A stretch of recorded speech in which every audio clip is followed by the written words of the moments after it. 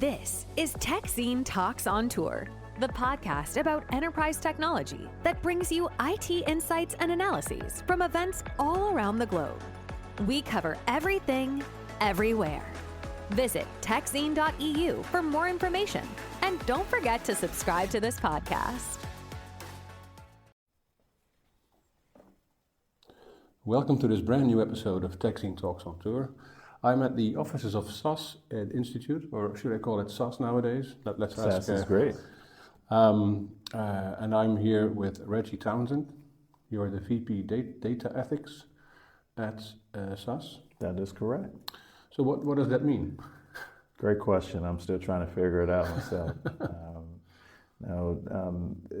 The way I describe it is that we are the part of the company that is really focused on where technology intersects with society. As a matter of shorthand, I tell people my job is to make sure that wherever our software shows up that we don't hurt people, or moreover that we make sure that when our software shows up, we help people to thrive. And that's probably a better way of kind of thinking about it. We are a team that was formed about 4 years ago in the company with the mandate to make sure that we had global consistency and coordination specific to how we use our technology, again, as it intersects with society. Of course, with today's world... Yeah, because just to be sure, before 4 years ago, there was we already... Yeah, right. So, we were already doing it, right? And that's why I said, next year we'll be 50 years old as a company. And so while a lot of what my team is focused on is part of what has become normal business practice for SAS, we were doing it intuitively. And we were doing a lot of this work kind of guided by local individuals who were kind of driving the mission of the company and that sort of thing. So as we are centralizing a lot as a company, kind of globalizing our business practices as a company more broadly, this is a part of that portfolio, at least that's how I see it. What was the specific reason to set up this specific branch? Yeah, well, the idea here is that we've got a measure of social responsibility that we take very seriously, and quite honestly, it was after kind of the racial reckoning in the U.S. that, like a lot of folks, we started to think somewhat differently about how AI is going to show up in the world. And given that we are a significant part of that conversation, we thought it important to establish the practice that we did to address some of the issues that might come up as AI begins to intersect with society. And so that was probably the genesis. Now, it'd be unfair to say that we were the first ones to think about it. Even at the company, there were folks prior to us at the company who had been thinking about kind of responsible AI. That's always a very hard claim to make, right? Yeah. I never want to kind of come across as kind of the only in this conversation, but certainly we were the folks who, my small team at the time, who kind of marshaled the effort. Built the business case, if you will, and we've been running hard and growing for the last 4 years now. So, what does it mean for in the development of products and services for the company? Do you have a sort of a veto on whether or not a product or service goes into full deployment, or how does that work? Yeah, so I never wanted to show up as the police, right? So that's not our job. But what we have done is we've tried to institutionalize this idea of kind of data ethics. And I'll give you an example or two. One is we've helped to stand up our AI oversight committee. That's a committee that has never existed in the history of the company.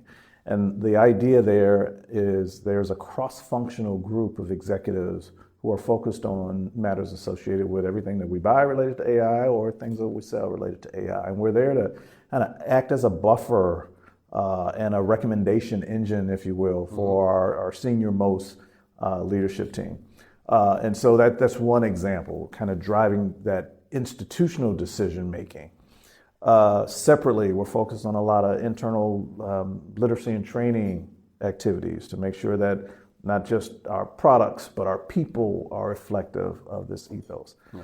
But we're also focused on the product side to kind of answer your question from a more tangible perspective. So my team has been behind a lot of the features that are showing up in our platform related to bias reduction, as an example, and things like synthetic data. We helped drive the creation of our very first model car, so we can report on the condition of models. And now we're in the process of developing our very first AI governance product as well, which will allow us to have a full AI lifecycle ability to govern AI. How much trial and error is in that kind of thing that you do? Because, or maybe another way to phrase the same question is, how much hard science is there behind what you're doing in order to achieve this? So how tangible is what you do, basically? Yeah, well,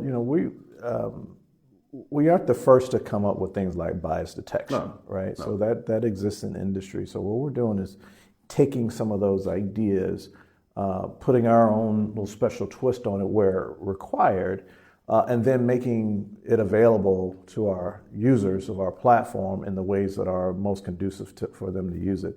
What we found is, as we were digging through a lot of the things that we already had, right, is that there were capabilities related to, say, explainability and transparency that were just buried somewhere in the stack. Yeah. And so to be able to elevate those things and shine a little light on them, let the sales teams know, hey, this is there, and you've got customers who are going to be concerned about this particular feature as they start to adopt things like LLMs, right? It's that measure of work that I think has proven to be very tangible and very useful. Yeah, but especially when it comes to Gen AI, the more sort of recent involvement of the AI stuff that's going on. Explainability is a bit of a tricky one, right? Yeah, because it's non-deterministic. Yep. It's quite hard to determine exactly how it's going to react, what it's going to do, but also by default how to explain it. Mm-hmm. That must have had quite a big impact on your side of the argument. So to your point, that architecture is by design going to create a non-deterministic output. So while our team hasn't been explicitly involved from a data ethics standpoint, certainly SAS has been involved with making sure that we can, say, deploy RAG techniques as an example, so we can try to reduce some of the variability with the outcomes. It's important for us to see Gen AI more as a feature rather than a product itself. Yeah. So what we're doing is trying to pull some of those capabilities into our platform, use them where it's important to use them, integrate where we see our customers needing them. But do you see it so you don't see it as a separate discussion, data ethics in Gen AI compared to? No, it's a part of the broader discussion. It's a new set of capabilities. Does it have its own nuances? Yeah. If it's non-deterministic and completely probabilistic, what does that mean in terms of impact on society? So absolutely, we got to have that conversation. Importantly, we also see the synthetic data conversation as being a part of the generative AI kind of subset. And so what does it mean to use synthetic data in ways that are responsible, right? It's great to use it in ways to increase representation of a particular data cohort. It's not so great to use it in ways that might produce deepfake images of, political figures saying things that they actually didn't say. What we're doing is living in that space of that tension where, we're providing technology and then trying to advise and counsel on how to use it in the most appropriate way. Well, you're actually ahead of me because one of my next questions was about synthetic data. Awesome, let's do it. But also because is there such a thing as an unbiased data set? That's extremely hard. I mean, I've sort of always say that I don't really believe in unbiased data because there's always bias somewhere in data. Right. Mm-hmm. But what's your opinion on I couldn't agree with you more. Bias exists because humans exist. Human beings are biased. That's not necessarily a bad thing, right? I know bias has kind of this negative connotation in today's language, and we can talk about why. But you might be biased toward one type of fabric or another, one type of car or another, and that's perfectly fine. I think where this and this requires a little bit of nuance, right? Where this conversation gets lost is that we automatically see bias as bad. And to your point, there's a lot of companies out there saying, we're going to give you bias free. And I'm always like, no, you're not, because you're not going to get rid of human beings. That's part of our cognition. Now, that said, we do have to be able to detect and mitigate against harmful biases. But what's a harmful bias, right? So define that one. Right. Well, it's important that we understand context there, right? And I like to use this example all the time. You go around the world and you deal with banks who have an interest in providing more capital to certain communities. Say women as an example, right? And there might be very good reason why they want to do that, because there's been an underrepresentation in women business owners or what have you, women homeowners. And so by identifying gender in their data set, we can say we're going to extend capital, right? Yeah. Is that a bias? Yeah. Right. Yeah. But we would suggest that that's a positive bias because we're using it for a positive purpose in this particular example. Yeah. Conversely, you can use that same gender variable and say, no, we're not going to extend that way. Yeah. Right. And so bias exists because humans exist, but what we want to do is make sure we're using bias for proper purpose, right? And capturing biases that we don't want, flagging them, and then mitigating against those for particular Maybe another way to put it is ethical use of bias. Yes. In terms of your, we can use that term. Frame it in your in your job description. Maybe. Thank you. I could use that little boost. maybe that works. No, because and then the follow-up question, obviously, and you alluded to it earlier as well, is the concept of synthetic data. I mean, that has by some that's being sort of presented as the data that will solve a lot of bias and a lot of other things that are bad about models at the moment. What's your stance on the value of synthetic data? So I'm going to look at it in terms of, to use our prior part of the conversation, I'm going to look at it in terms of ethical use, right?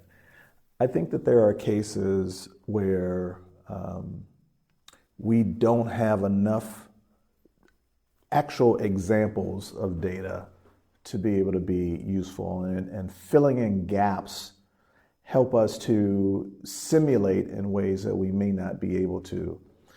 So let me try to ground that a bit. If we are looking at a clinical trial, the way clinical trials work, that once you get into the later stages, is you actually have to have people. And you're going to get some sort of, going to derive some sort of readings from those people, their blood or their condition, whatever. Well, you got to be able to identify people with the condition that you're trying to solve for, commonly in a particular locale, right? Which becomes very difficult. So you want to know why we don't get a lot of therapies out of the final gates. It's because you're trying to find the right number of people to be statistically relevant. Well, imagine if you don't have to be in a particular locale because you can statistically represent that particular condition. Now, whether or not that passes muster in the U.S. through the FDA or your equivalent here in the Netherlands is another question. But as a matter of science, we should be able to simulate those conditions to be able to demonstrate the efficacy of a therapy. Yeah. And if we can use synthetic data for that simulation, why wouldn't we? Yeah. Right? Now, of course, you got to prove it out over time and make sure that is efficacious. But these are the sorts of capabilities that exist for us now with synthetic data that didn't exist 5 years ago. Yeah, but we shouldn't make it too important, synthetic data. I get the impression that a lot of companies or a lot of discussions in the market are making it a little bit too important, maybe. You might be referring to those that want to use synthetic data to kind of build data sets to create stronger models and that. Yeah. Yeah, because at some point there's kind of this self-fulfilling prophecy, right? And it starts to build on itself. And if you're building something out of nothing, right, if you will, synthetic data being that nothing, it's questionable. It's questionable. But you might as well be actually creating bias by using this synthetic data. You never know. Yeah, you just never know. And I think the jury is still out, as they say, on that one. No, I remember I had a discussion with one of your colleagues last year at Innovate as well about this. This is quite a hard thing to. Yeah, in theory, I get the case, but it's just something that would have to be proven out over time, but that's what science is, right? You got to prove the stuff out. Well, I'm a scientist by nature, so I like doing the old scientific method, and that's all right. that stuff. That's good. But you just alluded to sort of geographical things as well. Maybe something will be found good in one geography and not in the other, right? So if you look at Europe versus the US, what's the status of ethics and AI in this kind of world on the world stage, basically? So there's lots of ambitious projects at the moment, at least by way of what they say. In Europe, there was an AI summit in Paris, I think about a month ago or a couple of months ago, and I think they pledged a lot of hundreds of millions or whatever to actually do stuff. Yep. And obviously, how do you see that? Do you see ethics being different in different parts of the world, or when it comes to AI, and how do all these things have an impact on that? So, I have the great fortune of being able to have these kinds of conversations throughout the world, and so I speak to you with a measure of credibility on this one. I think there is a tremendous amount of commonality around the world when it comes to doing what's in the best interest of human beings with AI. Now I think there are different degrees of risk tolerance. And that should not be conflated with one's ethical standing. And I think commonly they are. I think there's also kind of a conflation when it comes to the regulatory conversation right now, and whether we should or we can't, or whether it's too much or enough. Well, maybe at the end of the day, the question is, does the creation of the best AI technology, can that coincide with being also the most ethical AI technology? Maybe because the things like the AI Act are trying to regulate stuff, and you might make a better model if you didn't comply with it, but you're not allowed to. Well, I'm not sure that I agree with that premise. I don't think that ethics and quality and effectiveness are mutually exclusive. You can create human-centered technology, meaning that its technology is going to be put in place for the greatest benefit, right, of us, and still comply with law if laws exist. Yeah, but that's and be effective. But that's based on the assumption that you're actually making it to actually benefit the humans, well, not benefit yourself as a. I get it. I don't know, with respect, I think that's a bit of a cynical view, but a lot of people have that perspective. Let's kind of follow that out. I think that those who operate fully in self-interest have relatively limited markets, right? Because who wants to buy something that's not in their interest as well? I'm not going to consume your podcast if you never give anything to me in the podcast, right? I'll just go find another podcast. And so I think that's just kind of a bit of a straw man. Now, I do think there's something to the sentiment, though, because I think what you're really getting at, to the heart of is this trust gap that exists right now, right? And so when you look at the studies, most studies are showing that people, when you just say AI, most people either fear or distrust. And I know that anecdotally, just kind of having conversations. So that's something real there. I do think that there is an element of inaccurate information or insufficient information in some cases. So I do think we have to raise our overall kind of global literacy around the topic. Yeah, that's quite hard to do because, 100%. Yeah, 100% difficult. But I do think that just like we all have a general sense for how electricity works, like there's some people who are engineers and physicists, but then most of us know how to plug something in the wall. Like we have to get to the plug something in the wall version of AI literacy, and we're not there yet. Or switch off the main before you start working on it. Maybe that's also. But I do think that becomes really important as it relates to people understanding how they apply AI to their lives, right? We don't need everyone to become a data scientist or a developer or something, But what we do need people to understand is how AI might or might not apply to their lives, and to be able to make an informed choice. And I think once they get to that level of literacy, maybe we'll see some of the trust measures improve. But here's one thing that is true.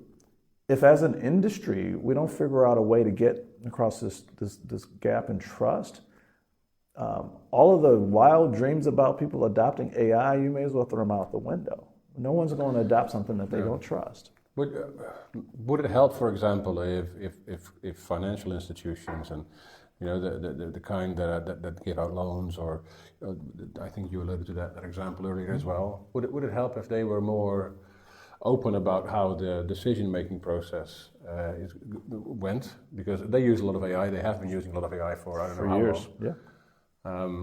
Do you think those kinds of initiatives would make sense to do? Yeah, I think it's worth trying. So the supposition there is more information, and creates some measure of trust. Maybe, right? I don't know that we have an information deficit though. Like, you can pretty much go, if you have an interest, you can go and figure out how banks make loans. Yeah, you can. But they're usually not very open about it. Right. And so what's the right measure of transparency, right? Maybe that's and this is where things like in the AI space, where model cards come into play as an example. I use the example of a model card being like a nutrition label. You can look at it on your food and see how much sugar or salt you're going to consume. Or the same should be true with your AI models. Is this thing drifting or not? Is it fair or biased or what have you? Like, we should be able to know that, or at least make that information available. Now, we can't force people to use the information, but we, I think, have an industry obligation to make it available at least. But over time, we do have to figure out ways, and I'm using the larger we society, ways of getting people more tapped into the conversation. So is that through force of government? I don't know if that makes the most sense. Is that through the academy? Is there some things we can do with at-home learning? Like, there's a variety of ways that we inform society. And I think AI just has to become a part of the content that we inform society about, since it's going to be such a critical part of our lives going forward. Yeah, and part of the problem obviously also is that we're still in the midst of where is everything going when it comes to, especially with the latest installment, the Gen AI. We have no clue where we're going to be in about 6 months' time anyway. So. Tomorrow, for that matter. Tomorrow. Yeah. So that doesn't make it easier, right? Not at all. And I think that's if you want people to trust AI more, then you first need to define what exactly is, and that changes by the day and by the month and by the year. Yes, could not agree with you more. Yeah, I think that in addition to that frequency of change that you're speaking about, establishing some sense for compelling vision that justifies the change, I think, is really important. And around the world, I don't think we've done a good enough job. And I'm using the big we in terms of defining what that compelling vision for tomorrow is that justifies why we're doing all these things today. Yeah. Well, that may also be because we, as everybody, has no clue. We don't know, right? Where we're going. Yeah. So I think the opportunity in that, though, is for particularly those us business leaders to stake a claim.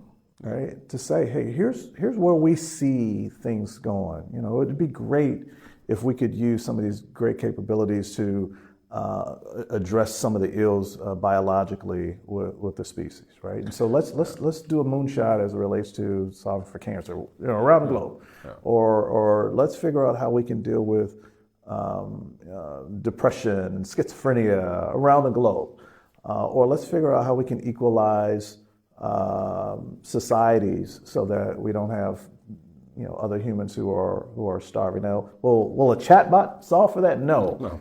But maybe there are ways that we can use these new capabilities to help us in the real world, in the physical world, differently, right? Yeah. We don't know what those are yet, but I think that's the kind of vision casting that we lack right now. Is that also what you would say to companies or to people listening, and who want to know what can I do, what can we do to actually make this more successful or land better at our clients or whatever. Is it also so sort of do it formulating a moonshot vision? Is that I say start bold. Now, you can't throw AI at everything, right? Most of the problems that we see in our society today aren't a function of technology's existence or lack thereof. Most of what we see today is a function of us. And, AI is going to mirror us. So if we just take the real world and bake it into AI, guess what we're going to get back? The real world. Right. We're not going to like it, probably. Right. And so, but that's the opportunity, right? Is to say, okay, what's not the way we would like to see it in society today? And as we are in the process of digitizing society for tomorrow, let's do a better job, right? I think we owe that to not only ourselves, but to our children as well. So you should start with more generic kind of visions towards where we want to go. That's going to be a very different discussion, I think. It's a big leap. I get it. I'm a dreamer, man. What can I say? No, but I mean, I think for companies, it's very important to understand what they're actually doing, so what they can do to actually make this more successful. Right? That's right. So defining as a company, defining what you want to achieve for society. That's right. Is a nice first start, and if AI can help you do that, that's great. And you're getting somewhere, right? Yeah, and because you can't do everything, maybe you find like-minded companies and leaders to work with in pursuit of these broader goals, right? Yeah, and maybe the AI industry as a whole should also collaborate more or do more, or are they doing? I think there's a fair amount of collaboration in areas where you would expect collaboration. Like, so you brought up the Paris AI, something like out of that was the current AI. So there's collaboration as it relates to creating safe and trustworthy AI and those sorts of things. There are companies with whom SaaS competes, but I can pick up the phone and call some of the people over there that work in the same space as I do when it comes to trustworthy AI and ethics. And so I think there is a fair amount of collaboration. I think we have to acknowledge some of the kind of the larger forces that we work within, like, and not to be too abstract, but we are all, at least in the West, kind of working in capitalistic environments that have a natural incentive, right, to be profitable and to grow and all of that, and that's all fantastic, and at the same time, we also have to find ways of working with our governments, because our governments can't keep up with the pace of industry. I would argue nor should they try, but what we do have to make sure they are aware of is how these things are moving, how quickly they're moving, what the potential impacts might be to society, so the government can play its proper role in all of this. And this will be the final point, when government says, okay, guys, I hear you, so this is, the conversation of 18 months ago, we're showing up with something really powerful, potential existential threat, help. Yeah. And then, here in Europe, government says, okay, we hear you, we're going to put this law in place, and then all the people who were saying that said, no, wait a second, we didn't mean when government shows up to do its job, allow government to do its job, right? Yeah. And of course, there's always going to be a tension and kind of a give and take, but that's a part of the process. Yeah. And we should not kind of overplay, irrespective of the power that we have, we shouldn't overplay our hands when we know full well that we can't do it all. And just in closing, is it going, so the process that you're talking about, is that going in the right direction in terms of? There's always a give and take. If you look more tangibly here in Europe, we've got the EU AI Act. A lot of us were bullish about it. Did the government overplay its hand? Maybe, right? There's a lot that came with the act. There was a lot that wasn't defined. There's also a lack of knowledge by the people who actually set it up, I think. Right. So you're right. So all of those things. So if we're going to measure potential harm based in flops, is that the right measure even now? Right. And so this is what I mean. Like, we've got kind of this emerging technology, and it's very difficult to regulate something that's actively emerging. Commonly, regulations make more sense when you have something stable. Now, Should we allow something to emerge that is being positioned as existential threat? Well, probably not. Probably not the best idea. Right. And so what's the proper give and take? Yeah. And I think it's important for all stakeholders involved to recognize their place and not overplay their hands. But, again, when we were talking about kind of some of these macro forces kind of pushing us and what our incentives are, I understand it. Yeah. And I'll leave it there. I understand. Yeah, that's fine. I promised you I wouldn't ask you yes or no questions. I think I already asked you one, but I mean, that's fine. Yeah. I didn't say no. So no. But just maybe one just to finish it off with. Are you optimistic about where ethics in AI is going? I am. I'm optimistic that it is integrated and embedded from the very beginning. I think there are a lot of players out in the space right now who, if only vocally, even if they aren't doing something operationally, if only vocally they're saying they're doing the right thing. And what that allows me to do is to hold them to account. All right. So at least we've got that part. Now, do I want to see greater operational output? Absolutely. But I think, to be fair and to be objective, we have seen, just look at the foundation model providers. Some we would argue more responsible in the spirit of responsible AI than others. But I think that's reflective of risk tolerance more than anything else. Yeah.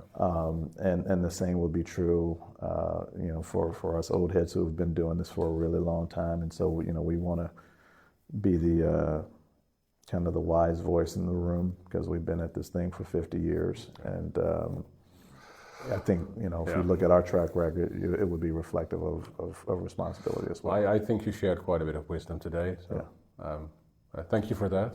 And I think with that, I think we're done. Very well. Thank you. Thanks for joining. Yeah. Thanks so much for tuning in to this episode of Techzine Talks on Tour. If you're enjoying the show, please feel free to rate, subscribe, and leave a review wherever you listen to your podcasts. That helps others find the show, and we greatly appreciate it.